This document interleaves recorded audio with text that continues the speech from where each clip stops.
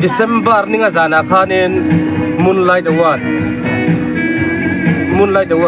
MOA Hall New Siaha semani chuta chuan Best Artist Mizoram Lomandong tu J.Lalrosanga ani ni J.Lalrosanga ani Mizoram mi pui tele mun sang sanga afan sta point thin lu takin lom pui ti kan lo sia tin Siaha khawpui chunga afan stam tak te point thin lung le ti tak kasidin an lom pui ni an lom pui dan chu a soi hen siang lo muna phei join an sa hok na sa chu tiang chuan afan ste om ngai na shalo khopin anomani an lom lo tu khamo chuwang chuanin thian kan ron tilanga Siaha hian fans tam takanaya nule pa Peter putar no bang nulat lang wal thengin engem mosat fans anai ni nisana boru ka ro chu aturu khop mai arala taka thir aina huna aturuin apui zok chu tiang vel chu ania tin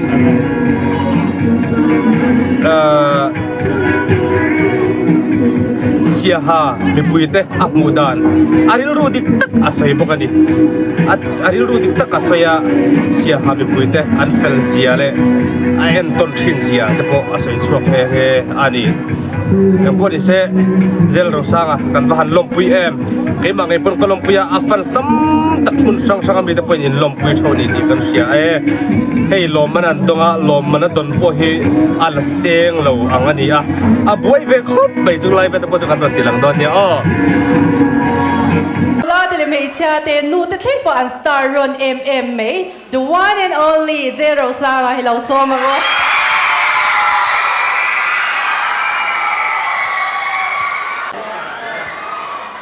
Hello, RSI domem. Oh, domem. Oh. Again, preparation te tryem. Oh, tan vậy. Hello,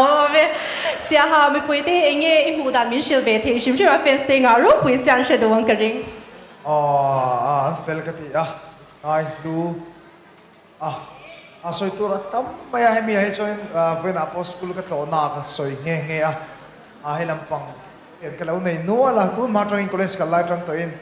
Anh sẽ hi cái bôi na cái ton thin anh đi.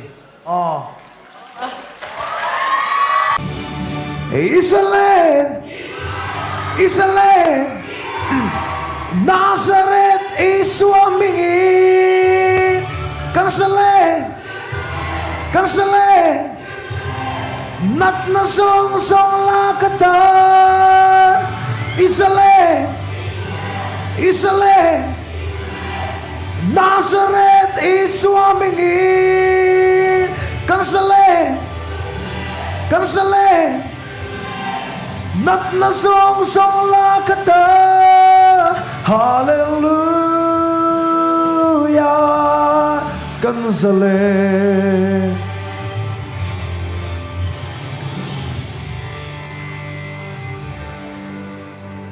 It's over training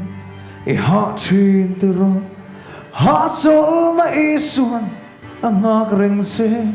inat na song nen ron pan vela irin suam patian ro poesia imua Nazareth is swimming in Cancelen nat na song la kata Hallelujah Cancelen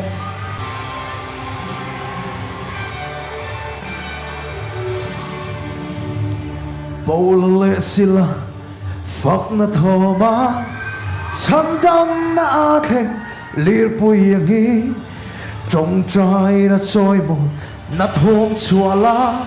zalen na ro pui itani Israel Nazareth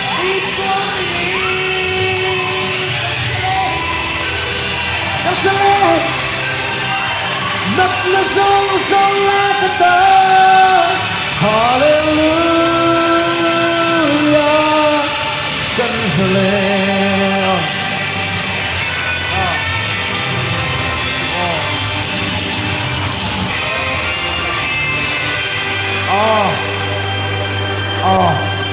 kalau mo kete kira ato ba kan lamang oh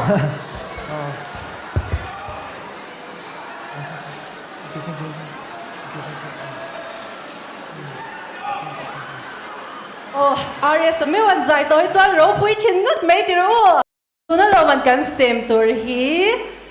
best male artist Mizoram ani tu nge ni ai rin le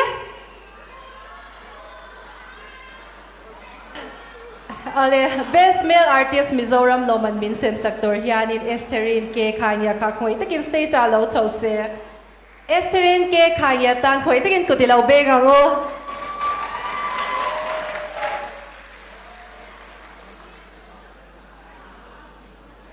Best male artist Mizoram to J.Lalrosanga.